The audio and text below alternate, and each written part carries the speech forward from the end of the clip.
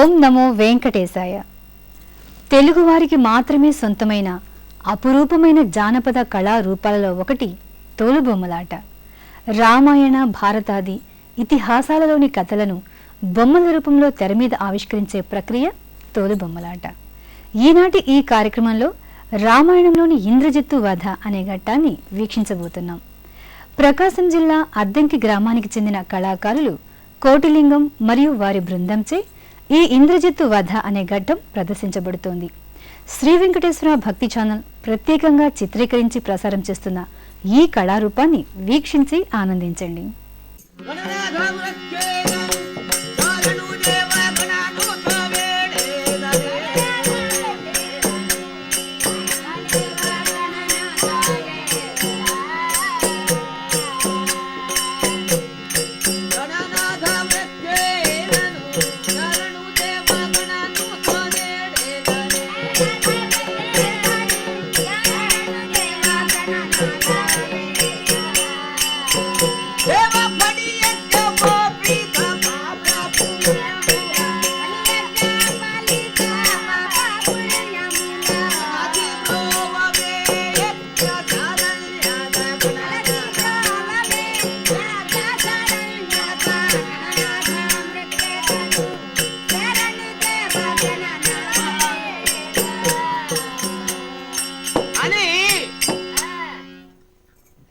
సరస్వతీదేవి వినాయకుడు బ్రహ్మలోకమునకు వెళ్ళి ఉన్నారు.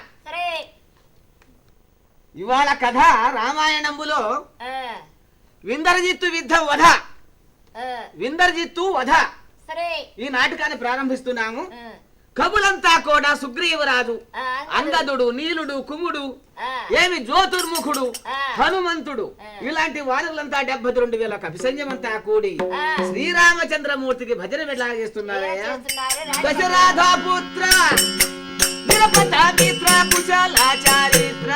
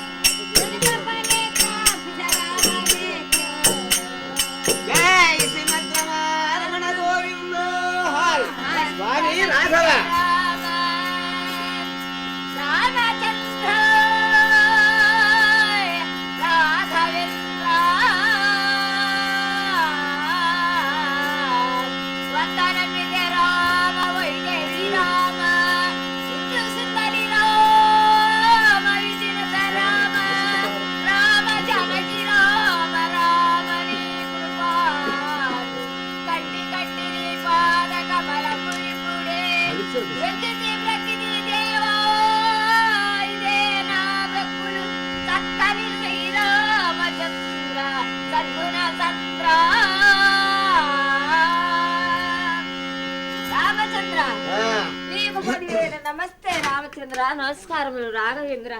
ఏమో సుగ్రీవరాజా అయ్యా. సూర్యభన్ని చిత్రభాను భానురశ్మి దివాకర రామచంద్ర అట్టే సూర్యుని కుమారుండవు సుగ్రీవరాజువు నీవు. అవును స్వామి.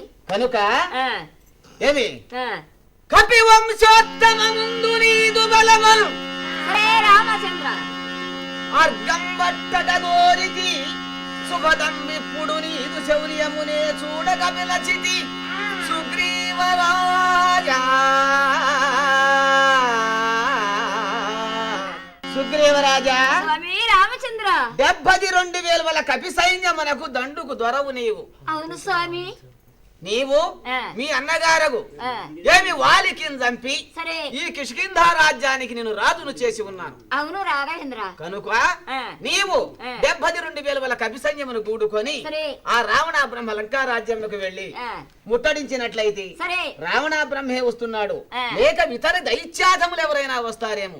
నా బ్రహ్మాస్త్రముతో వాళ్ళని సంహరిస్తున్నారు. మీరు జయభేరి వేయండి సుగ్రీవరాజా. స్వామి రామచంద్ర మీ ఆజ్ఞ ప్రకారంగా మేము వెళ్ళి అయినా లంకారాజ్యం అంతా 70 మంది కపులు స్వామి ముట్టడించండి ముట్టడించండి.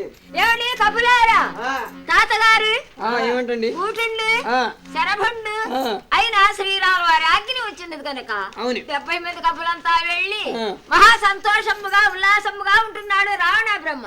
అయినా మనం అంతా లంకారాజ్యం మీద ముట్టడి వేయండి. ముట్టడి సరే. జయం జయం జయం.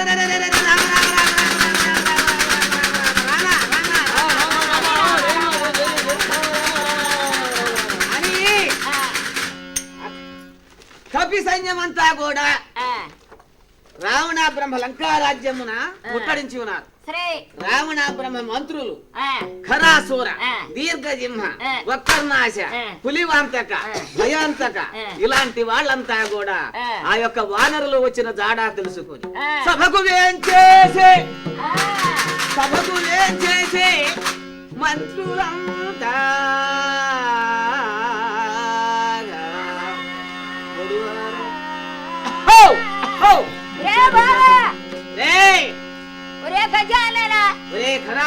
దీర్ఘజింహ ఈ రోజున అయినా 70 మంది కపులంతా వచ్చి లంకారాజ్యం ముట్టడేస్తుంటే వాతావరణంలో పండుకున్నావేట్రా? ముట్టడించారా? ముట్టడించారు. కోతరైకు మనకేమి భయమురా? అరే భయం లేదా? భయం లేదు.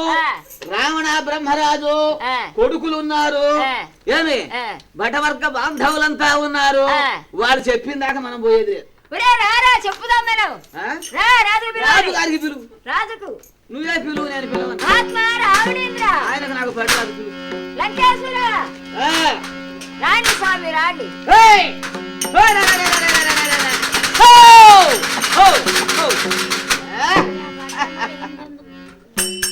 తుమ్మూరా నరదులే తానా ఎంబాడి గానములే పాడా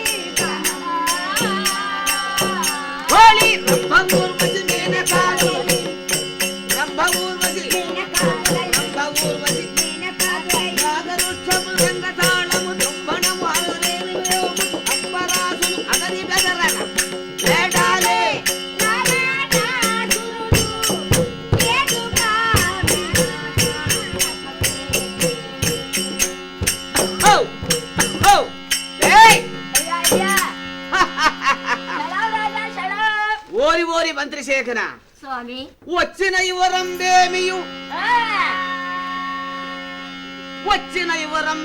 హెచ్చుగా నాతో తెలుపుడి మంత్రిశేఖరా.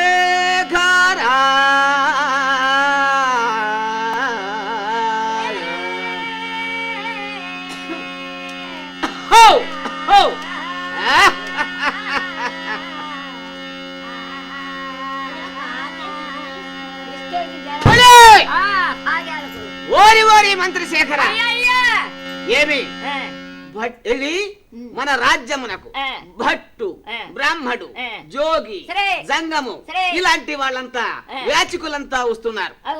వారికి ఎవరికి ఇచ్చే దానము వాళ్ళకి ఇచ్చి పంపుతున్నారా? మన రాజ్యమునకు అపజయము లేకుండా జయంగానే పంపుతున్నారా? పంపిస్తున్నావు కనుక స్వామి. అయినా ఈ రోజున నిన్నటి దినమున నా పెద్ద కుమారుండగు మేఘనాథునకు యుద్ధానికి పంపించి ఉన్నాను.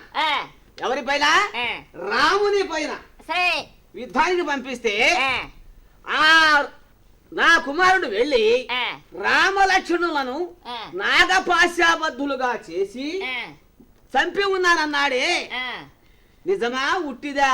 రావణేంద్ర ఎక్కడ చంపాడు? ఎక్కడ లేదండి. ఏమి అయినా కూడా రామలక్ష్మణుడు పురంజితులుగానే ఉన్నారు. ఈ రోజున 70 మంది కప్పులంతా వచ్చి మన లంకారాజ్యం అంతా ముట్టడి వేసి అలా కల్లోలమ్ముగా ఉందండి. హరహర హరహర లేదు ఇంకా పురపుర. శంభో శంకర. ఒరే మంత్రిశేఖర, అయ్యా నా కుమారుడు స్వయంగా నాకు చెప్పిన మాట అది. నా కుమారుడు ఇంద్రజిత్తు నాకు పిలిపించుము. అయ్యా పట్నంలోకి వెళ్ళి పిలిపిస్తున్నా. పిలిపించుము మహాత్మా అని ఆ యొక్క మేఘనాథునకు తన తండ్రి గారైన రావణ బ్రహ్మ ఏమి రమ్మని పిలిచాడని మంత్రులు పోయి చెప్పగానే మేఘనాథుడు సభకు వేంచేసే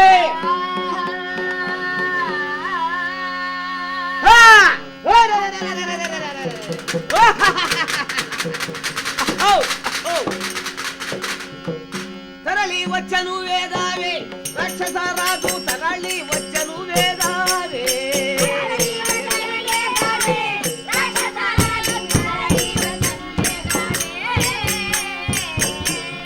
తరలి వచ్చను వేదావే రాక్షస రాజు తరలి వచ్చను వేదావే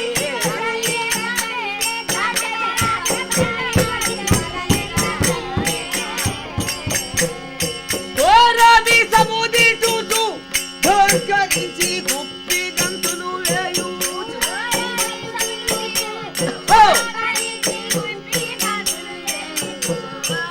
విరుడనను నించే విరుడనను నించు వీరత్వమున గెల్వ ధీరుడై ఎలా చేను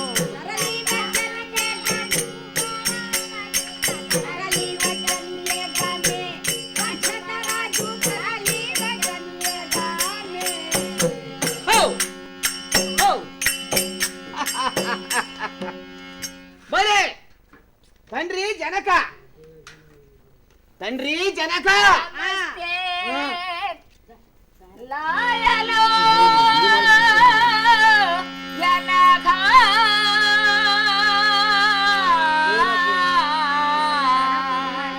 తండ్రి నాయన జనక నీ పాదం మీద 10,000 నమస్కారములు నాయన నన్ను పిలిపించిన కారణం ఏంటి కుమారా నాయన మేఘనాథ నాయన నీవు చూడగా సరే ఇంద్రో మరుత్వాన్ మఘవాన్ విడవహ పాకశాసన ఆ పాకశాసనుండగు ఇంద్రు దేవేంద్రుని శరబంధములు పెట్టినందువల్ల నీకు ఏ బలిరే బలిరే వింద్రజిత్తుండని పేరు వహించి ఉన్నావు. అవును జనక.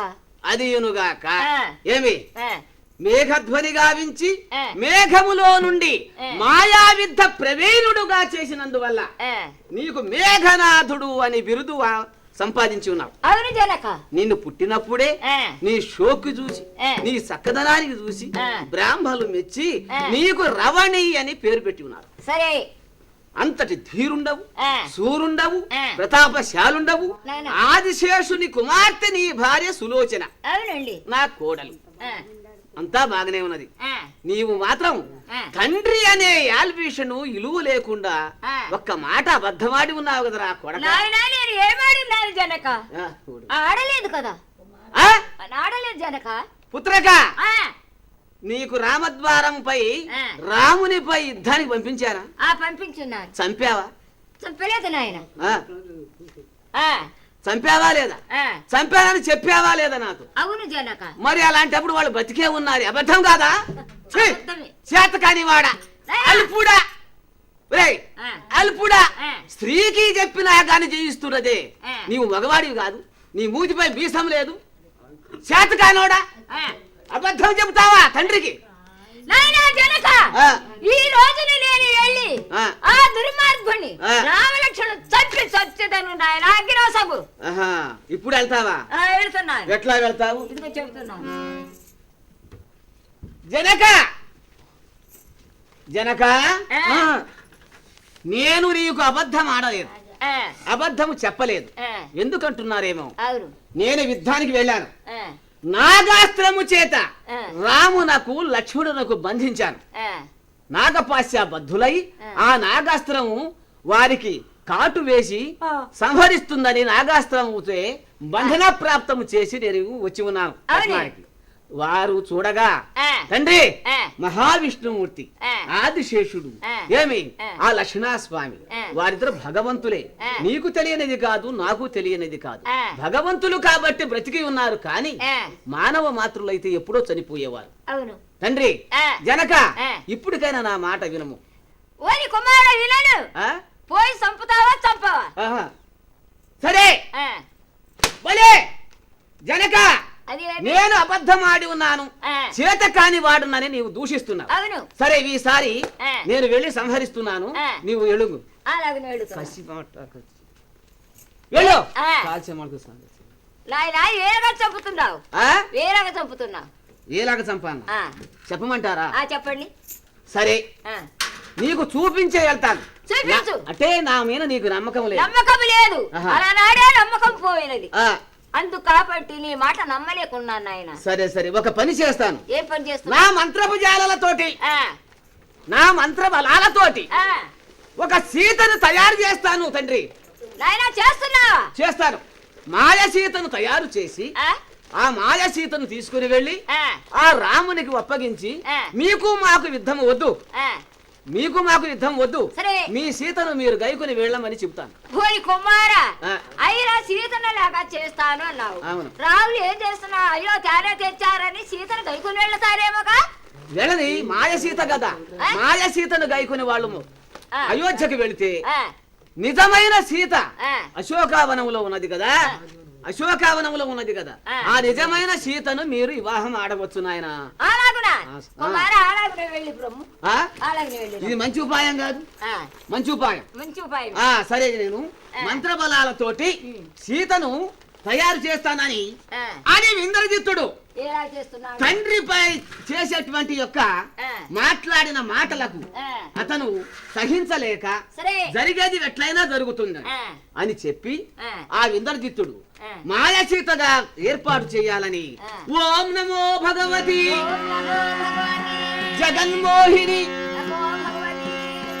జగన్మోహిని ఓం శత్రువాగ్బంధని రాజ్యపుణ్యకారుని ఓం హ్రీం ఓం హ్రీం హ్రీం హ్రీం హ్రీం హ్రీం హ్రీం హ్రీం ఓం ఓం పటస్వహ ఓం పటస్వహ ఓం పటస్వహ ఓం ఓం హ్రీం హ్రీం హు హు హు అని ఆ ప్రకారముగా ఆ యొక్క మంత్ర బలాలతోటి మాయ సీతను తయారు చేసి ఉన్నాడండి ఇంద్రజిత్తుడు. కుమారా, ఆహా ఎంత అందముగా ఉన్నది ఈ సీత. దీన్ని చూస్తుంటే నాకు చాలా సంతోషముగా ఉన్నది. దీని అందము ఎలా ఉన్నదంటే కుమారా, కన్నులు కల్వరేఖలు, కన్నులు కల్వరేఖలు, కాంతుని మోము విశాలమై దీని చూడే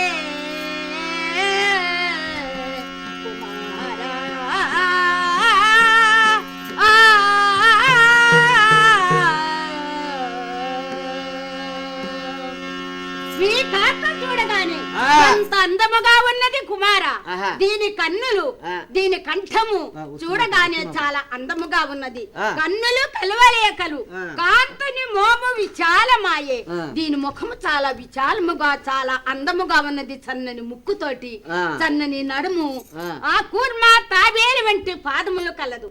కనుక ఆ లంకా రాజ్యములో ఉన్నది సీత అశోకావనములో, దానికన్నా ఇది మిక్కిలిగా ఉన్నది. కనుక ఈ సీత మనకు అక్కర్లేదు. ఇదిగో ఆ సీత మనకు అక్కర్లేదు. దీన్ని ఇక్కడ ఉంచి దాన్ని తీసుకెళ్లి శ్రీరామచంద్రుడికి అప్పగించు. ఏమిటేమిటి? ఆ నిజమైన సీతను రాముల వారికి ఇచ్చి ఈ మాయ సీతతో ఏది పెళ్లి ఆడతావా? ఇంతటి తెలివిహీనుడవు కాబట్టే లంకా రాజ్యం అంతా ఇంత నాశనం చేస్తున్నావు కుమారా. చాలా అందముగా ఉన్నది తండ్రి. ఈ వివాహానికి పనికొచ్చే యొక్క స్త్రీ కాదు, మన మంత్రబలాలతోటి తయారు చేసిన స్త్రీ. ఇది 9 గడియల కంటే పెచ్చు ఉన్నది నాయన. అలాగునా? అలా అయితే వద్దు వద్దు, అదే అక్కర్లేదు. ఇంతటి పిచ్చవాడివి కాబట్టి ఇట్లా ఉన్నావు. ఆయన కుమారా, ఈ సీతను కైకొని వెళ్ళి రాము ఏం చేస్తున్నావు? కుమారా, అయినా ఇప్పుడు దీన్ని తీసుకెళ్లి నువ్వేం చేస్తున్నావు? ఈ సీతను గైకొని వెళ్ళి ఆ రాముల వారికి మీ సీతను మీరు గైకొని వెళ్ళిపోండి, వెళ్ళిపోండి. అని చెప్పి వాళ్ళ సీతకు వాళ్ళకి ఇచ్చి పంపేస్తున్నారు. వాళ్ళు నమ్ముతారంటావా? నమ్మి తీసుకెళ్తారు. నమ్ముతారంటావా? నమ్మరా? నమ్ముతారా? అయితే నువ్వు ఎలా చేస్తున్నావా సీతను? నమ్మలేదనుకో, నమ్మలేదని వారు ఏదైనా ఎదురు తిరిగితే నేను ఈ సీతను ఖండించేస్తాను. ఖండించేస్తావా? నరికేస్తాను. నరికేస్తే ఇక సీత వలనే కదా వాళ్ళు మాపై యుద్ధానికి వచ్చేది, సముద్రం దాటి. కాబట్టి సీతే లేనప్పుడు మనకు యుద్ధం ఎందులకు, వెళదాం రాండయ్యా అని ఆ కోతుల్ని తీసుకొని సముద్రం దాటి వెళ్ళిపోతాడు వెర్రి రాముడు.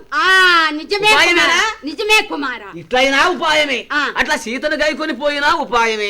9 ఘడియల్లో మాయమైపోతుంది. ఎట్లయినా ఉపాయమే తండ్రి. అలాగునైతే రేపొచ్చే కొత్త ఆదివారం రోజు సీతకు నాకు పుట్టెడు బియ్యం తరంబరాలు పోయేవలే. పోసుకో పోసుకో పోసుకో, పుట్టెడు కాదు సీత సీత కుమారా నాకు దీవించము.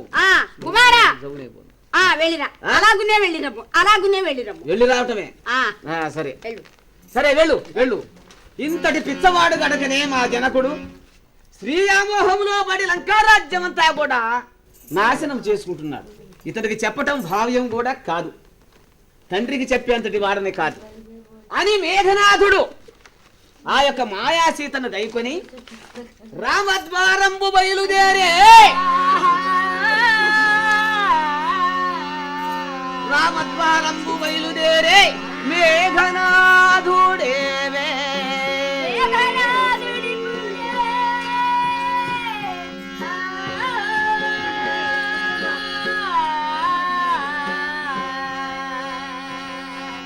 అని రామద్వారంబు బయలుదేరి ఉన్నాడండి ఆ మాయా సీతను గైకొని. బయలుదేరగానే అంతటా రామద్వారమ్మను ఎవరు చూచి ఉన్నారు? వానికి చూచి ఆ వానరులెల్లా, వానికి చూచి ఆ వానరులెల్లా ఎవడే అయ్యా ఆ వచ్చేటువంటి వాడెవరండి? అయినా నాకు తెలియదు, నీకే తెలుసు, చూడండి. ఏమిటయ్యా ఇప్పుడు చూడనట్టుగా నిన్న యుద్ధం చేశాడు చూడు. చేశాలేవయ్యా. రావణ బ్రహ్మకు 1,00,000 మంది కుమారులు. ఆ 1,00,000 మంది కుమారులలో ఈవిడ పెద్ద కుమారుడు మేఘనాథుడు. నిన్న యుద్ధానికి వచ్చి నాగపాశ్యముతోటి నాగాస్త్రముతోటి రాముల వారికి లక్ష్మణస్వామికి బంధన చేసిపోయాడు కదండి ఈడు. తదుపరి ఆ యొక్క గర్తమంతుడు వచ్చి ఆ యొక్క నాగపాశ్యాబంధనము ఆ నాగాస్త్రాన్ని సంహరించి నాగపాశ్యాబంధనము విడిపించాడు. చేసి ఉన్నాడు కాబట్టి వీడేనండి మేఘనాథుడు. అట్లయితే వదిలి పెట్టొద్దండి. ఈడే అంటున్నారే, అయినా వాడి ముందు వచ్చే స్త్రీ ఎవరు? అవునండి. ఈ స్త్రీ ఎవరండి? ఎవరండి ఈమె? ఎవరో చూడండి. ఎవరంటావండి? సీతాదేవి కానేరదు. కాదా? నువ్వు చూడలేదుగా? నేను చూడలేదండి. నేను చూడలేదు. సీతాదేవి ఎట్లా ఉంటదో చూడలేదు. మనం కవులు ఎవరు చూడలేదు. కానీ మాండోదరిని ఎందుకు తల్లిని ఎందుకు తెస్తాడు? ఏమండి మన 72,000 కవి సైన్యములో మనకి ఎవరికి తెలియదు ఎవరి భార్య ఎవరో తెలియదు. మనలో ఆంజల వారికి అయితే తెలుసు. అవునండి. ఆయన ఏమి అమ్మవారి సీతాదేవి దాడల కొరకై వెళ్లి అంగుళీకం ఇచ్చి ఆ మహాతల్లితోటి చూసి దాడాలు విశేషాలు తెలుసుకొని వచ్చిన వాడు ఆ మహానుభావుడు. అవునండి. సీతాదేవి అనే సంగతి ఎవరన్నా రాష్ట్రుల భార్య అనే సంగతి ఆయనకే తెలుసు. అవునండి. ఆయనకు రప్పించి అడగండి. ఏమన్నా నేను పిలుస్తాను. ఏమయ్యా హనుమంత, ఇలా రండి, ఇలా రండి, ఇలా రండి. వస్తున్నాను. హరి రామ రామ రామ రామ రామ. సుషేణ ఏమిటి? ఏమీ లేదు గాని ఏమండవు సీతాది వచ్చి ఆమెవరో కొంచెం చూడండి మీరు. ఏరి? అదిగొద్దుగొద్దుగొద్దుగు. ఎక్కడండి? అదిగోండి మేఘనాథుడు తీసుకొస్తున్నాడు. వాడు మేఘనాథుడండి. అవునండి. రావణ బ్రహ్మ పెద్ద కుమారుడు. మరి ఆ కాంత మేఘనాథుడు. ఆ కాంత ఎవరండి? ఈ వచ్చేటువంటి కాంత బాగా చూడండి. ఈమె సీతాదేవి అండి. సీతాదేవి రాముల రాముల వారి యొక్క భార్య సీతామహాతల్లి మన తల్లి. మీ తల్లి ఈమెనండి. ఏమండి అయితే ఎందుకు తీసుకొస్తున్నాడు? ఏమో రాజీకేమో ఏమో మరి కాసేపు నిన్న ఉండండి ఏమంటా స్వచ్ఛముగా సీతామహాతల్లి అండి ఆమె. అబ్బా రామ రామ రామ రామ.